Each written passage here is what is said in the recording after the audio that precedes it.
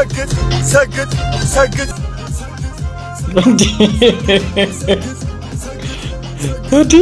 ሰበር መረጃ ጆሲም እንደነ ጃኒና እንደነ ኢቫንስ ሁሉ በፖሊስ ቁጥጥር ስር መዋሉን ተሰምቷል። አሉ ፎቶዎች ቤት ራሱ ማለት ነው። የአጎቶች ነፋዘር ልብሶች አሉ።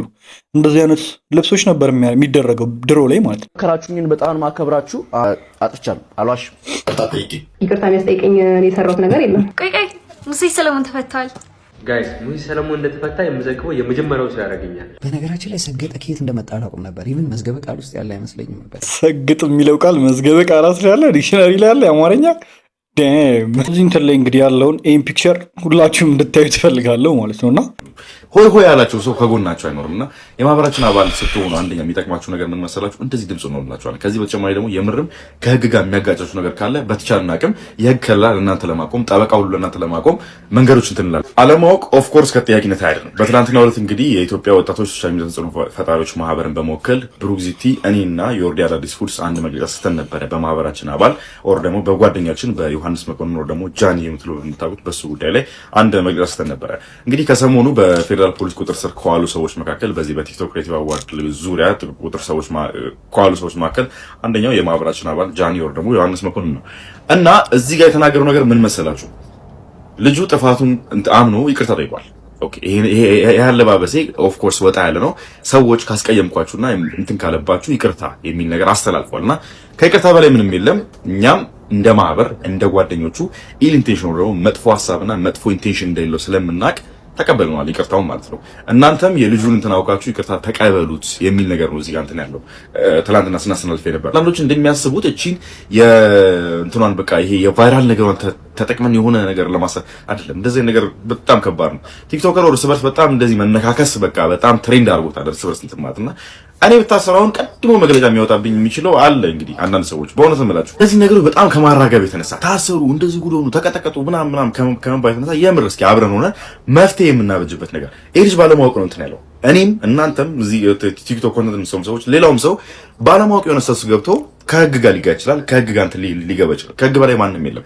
ማንም ስለሆንክ ማንም አይደለም። ተገባል፣ የታወቀ ነው። ያ ግን እንደ ይቅርታ ጠይቋል። ይሄ ልጅ በቃ የምርም አለባበሱን ነበር አይመልሰውም ወደኋላ እና ይቅርታ ጠይቋል።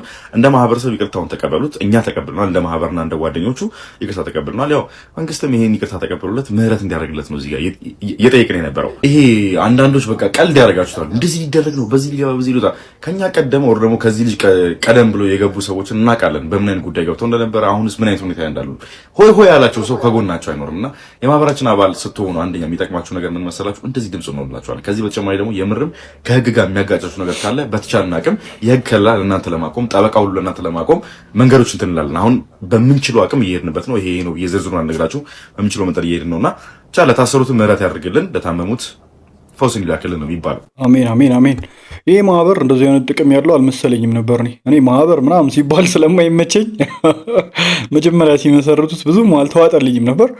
እንደዚህ በቁም ነገር ይዘውት የሚሰሩበት ግን ከሆነ በጣም ብዙ ጥቅም አለው ማለት ነው። እንግዲህ አይደለ ይመቻቸው። አለባበሴ ምናምን የቲክቶክ ባይ ዘ ዌይ አለባበሴ ስላችሁ በዚህ አጋጣሚ ጋጥ ወጥ የሆነ ነገር አይደለም የለበስኩት፣ ግን ቦርሳ ይዤ ነበረ። ያ ስህተት ነው። ካለፈ በኋላ ልጅነት ያርል እንዴ ሲጀመር ቆይ ልጅነት እኮ ልጅ ከሆናችሁ ከዛ ጃኒ ልጅ አይደለም፣ ያው አውቀህ ያረከው ነገር ነው። 25 ዓመት ሆኗል ጃኒ። ልጅ የሚባል ሰው አይደለም።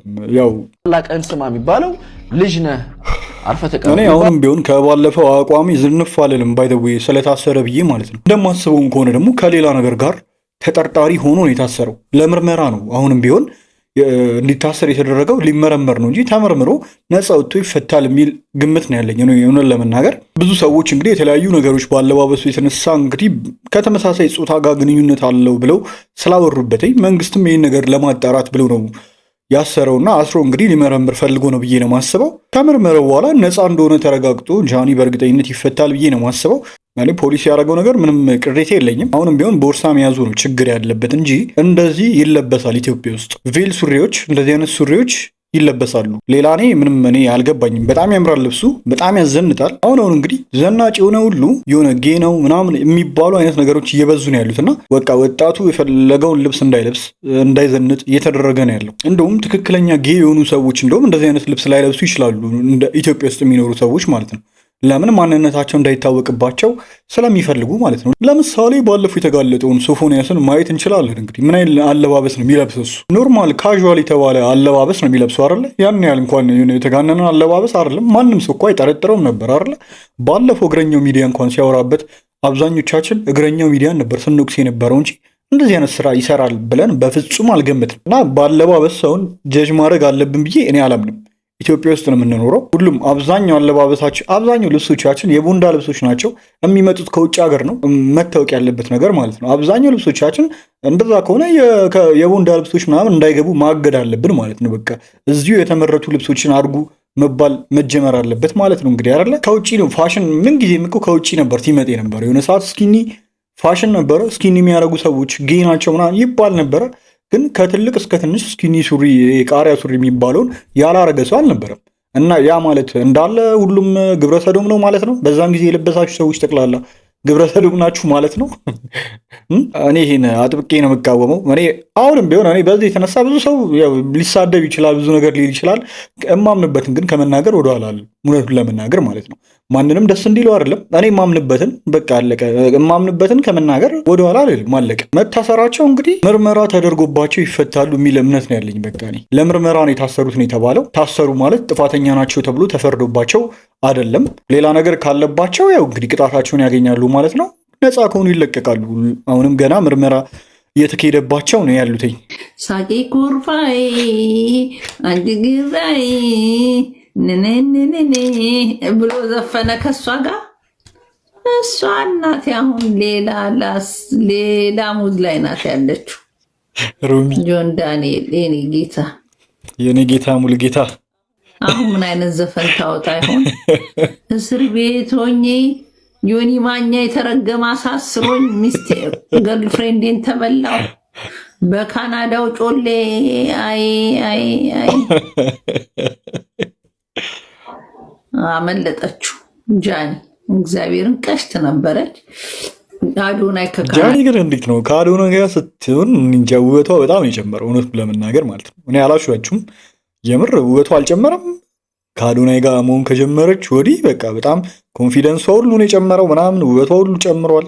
አዶ ነው መጥቶ አረጋት።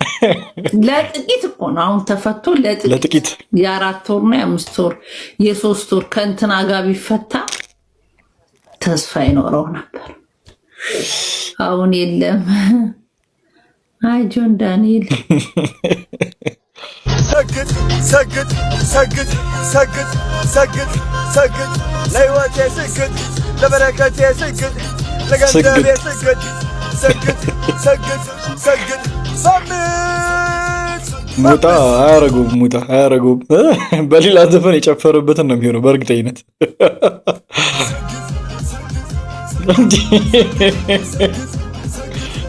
እንዲህ ኧረ አጨፋፈሩ ግን ትለያለህ።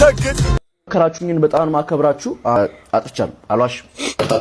ይቅርታ የሚያስጠይቀኝ የሰራሁት ነገር የለም። የሀገር አይደረግም። ለአዋርድም ማድረግ አልነበረብኝም። እንደውም አብረን የምንሰራበት ህዝቡን ማሳምንበት። ከራችሁኝን በጣም ማከብራችሁ። የሁለቱ ዲፈረንስ እንግዲህ እዚህ ጋር ነው። እኔ እሷ ራሱ ታርማ ብትፈታ ነው ደስ የሚለኝ። ያው እንጃ እሷ የምትታርም ልጅ አይደለችም እንጂ ኢቫን ማለት ነው።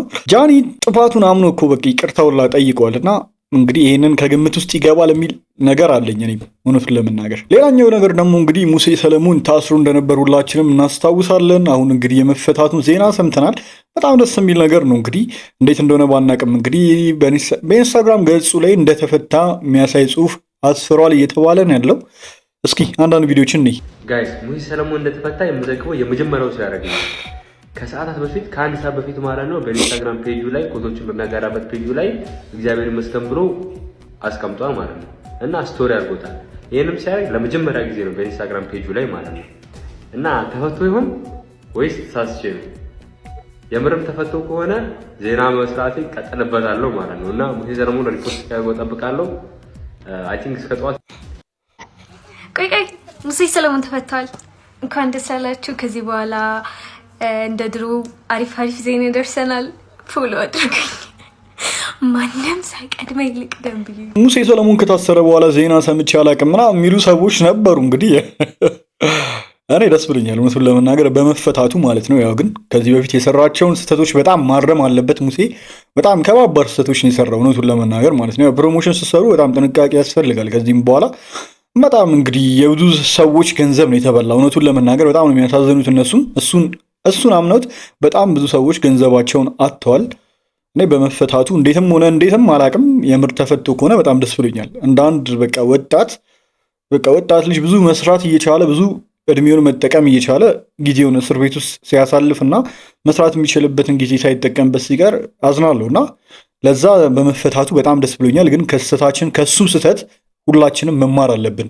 ሁላችንም እየተሳሳትን መታሰር ሳይሆን እሱ ከሰራው ስህተት ራሱ ሌሎችንም ከመጉዳት ራሳችንም እንደዚሁ ከመጉዳት መቆጠብ አለብን የሚል ነገር ነው ማስተላልፈው። እኔ ሰበር መረጃ ጆሲም እንደነ ጃኒና እንደነ ኢቫንስ ሁሉ በፖሊስ ቁጥጥር ስር መዋሉን ተሰምቷል። ያውላችሁም እንደምታውቁት እነ ጃኒና ኢቫንስ እንዲሁም ሌሎቹ ቲክቶክ ጆሲ ምን አረገ ተብሎ ነው ደግሞ እንዲህ እኔ አልገባኝ። እንዴት ነው ውሸት ነው እውነት ነው ነገር እንዴ? ቆይ በዲዛይነር ምናምን የተሰራ ልብስ ማድረግ አይቻልም? አረ እንወቅ። የሆነ ህግ ተጽፎም ከሆነ እንወቅ ለጥንቃቄ ማለት ነው። እኔ በእውነት እንዲህ ደግሞ እንትና ከሳለው ምናምን ስትል ነበረ። ማንኝ ስሙ የአብዩኤል የሚባለው ልጅ ከሷለው እያለ ነበር። ሳይከስ ራሱ መታሰሩ በጣም ነው የሚያስቀው ማለት ነው። በጣም እግዚአብሔርን አዋርድ ለኢትዮጵያን ባህልና ወግ ባልጠበቀ መልኩ ልብስ ለብሰው መምጣታቸውን ተከትሎ በፊራል ይሄ ልብስ ያሳስራል። ቆይ እግዚአብሔርን አረ እኛ ማናውቀው ህጎች እየወጡ ነው ያሉት። ማወቅ አለብን፣ ማንበብ አለብን። ግን በእውነት ሳናስበው ህግ እየጣስን ይሆናል የሆነ ነገር እየተናገረን ምናምን። ግን አላቅም እኔ ጃኒ ከብዶኛል በእውነት እንዲህ። እሺ የጃኒና የኢቫን ይሁን፣ እሺ አብሶ የኢቫን ይሁን። እንዲህ የጆሲ እንዴት ያሳስራል አልገባኝም። እንደውም እኮ ሊጨበጨብለት የሚገባው ልጅ ነው። እውነትም በጣም ተቀለደበት ምናምን። በቃ ይሄ ኢሹ የሴቶችን ፔን አንረዳም ምናምን የሚለውን ነገር ለማስተላለፍ ነው የፈለገው። የሴቶችን የወር አበባ የሚያዩበትን ነገር የራሱን ማብራሪያ የሰጠበት ቪዲዮ አለ፣ ሁላችንም ሰምተናል አይደለ? እንደዚህ እየተቀለደበት እንኳን ሀሳቡን ማስተላለፍ የቻለ ልጅ ነው። እኔ ባለፈው ጆሲ ብዙም አይመቸኝም ታውቃላችሁ። ባለፈውም ተወቅሰው ነበረ ምናምን። ግን ሰዎች ደግሞ እንደዚሁ ጥሩ ነገርም ሲሰሩ ያው ጥሩ ነገራቸውንም በትንሹም ቢሆን መናገር አለብን ብዬ አስባለሁ።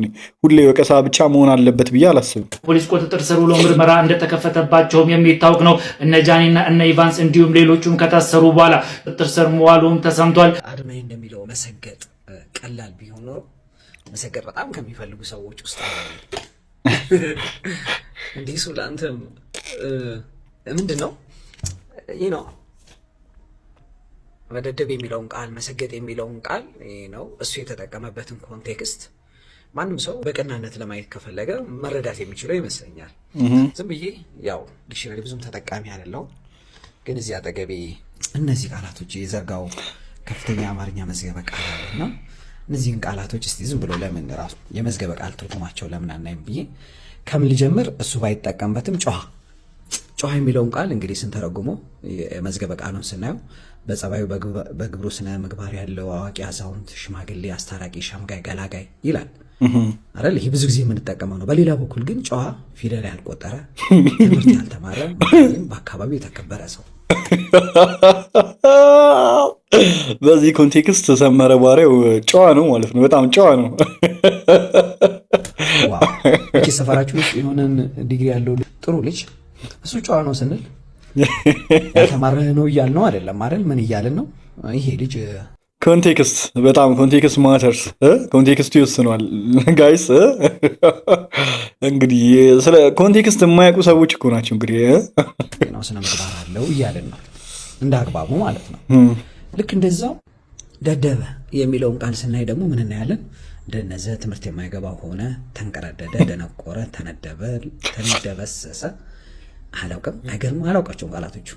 አረፈቀ፣ ደከመ፣ በደነ፣ ገገረ፣ ተገድግዶ ቆመ፣ ደነዘዘ፣ ደረቀ። አማርኛ እናውቃለን እንላለን እኛም ግን እንዲህ ደደረ የሚለውን ደግሞ መልሼ አየሁት።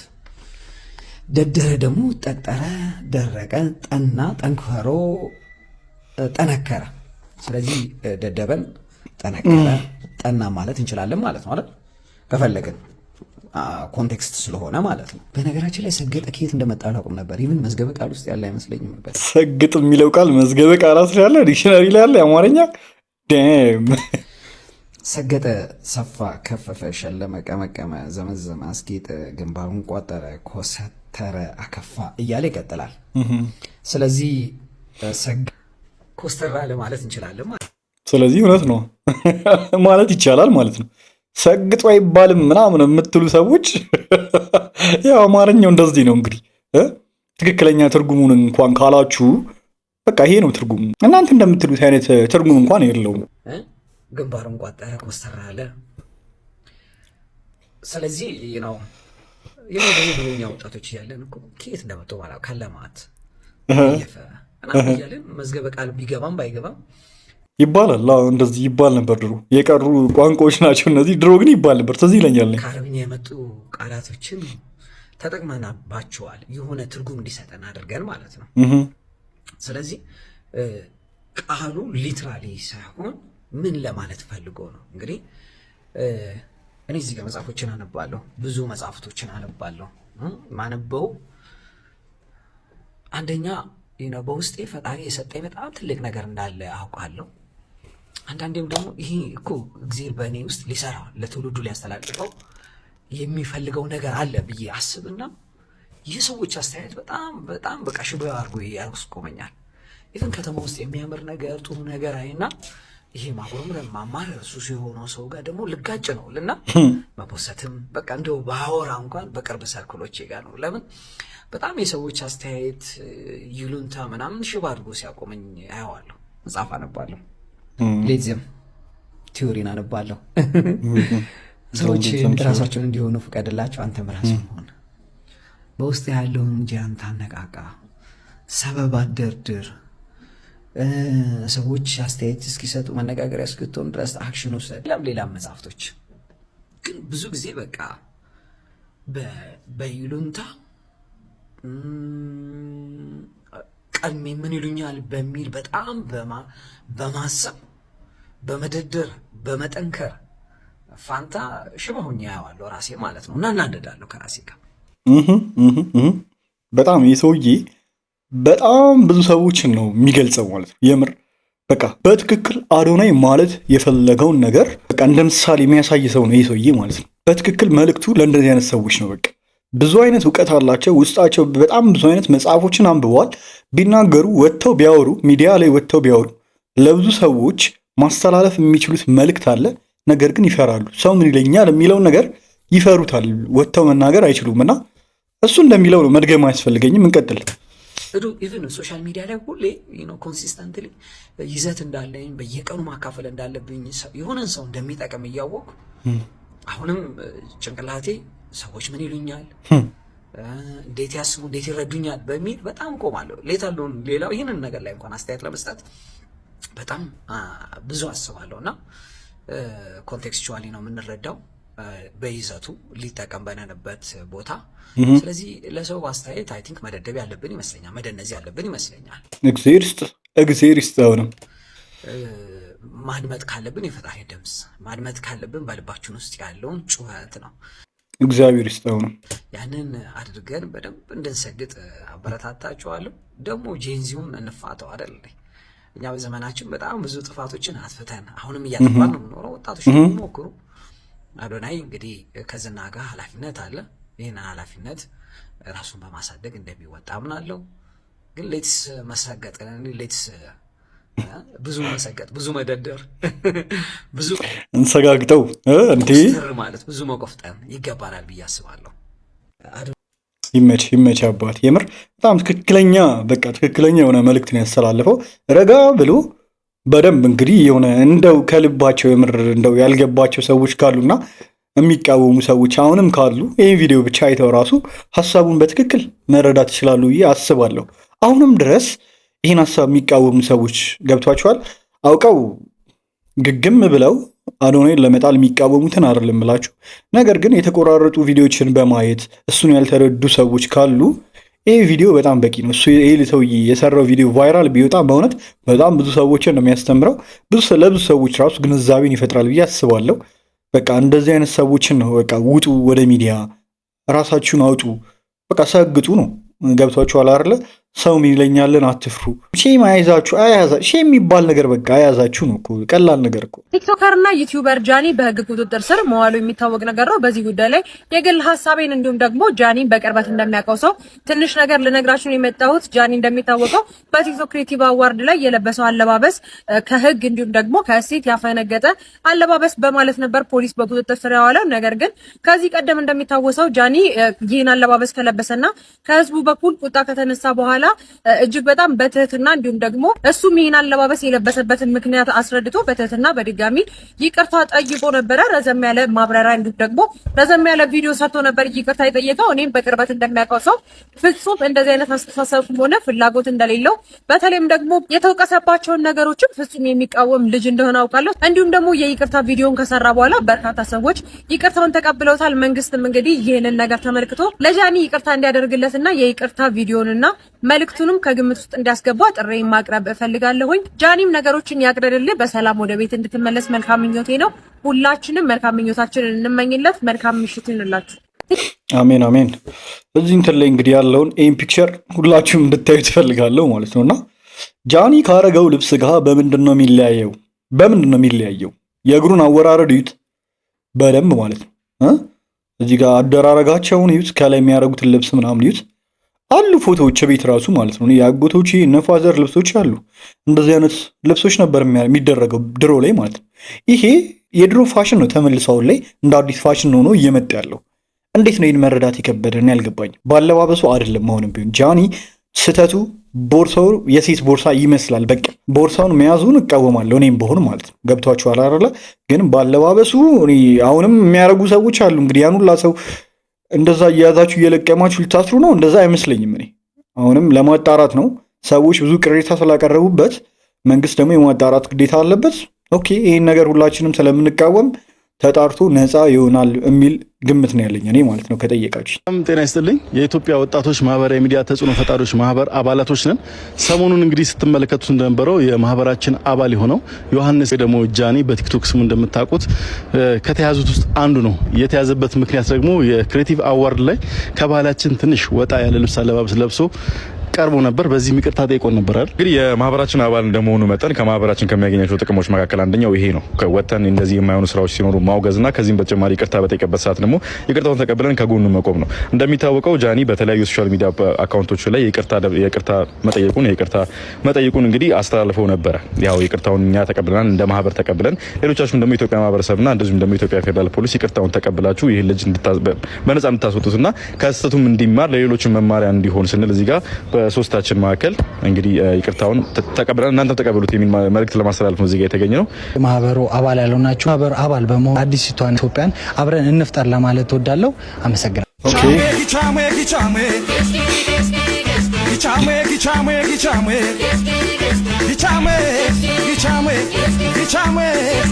ሞባይል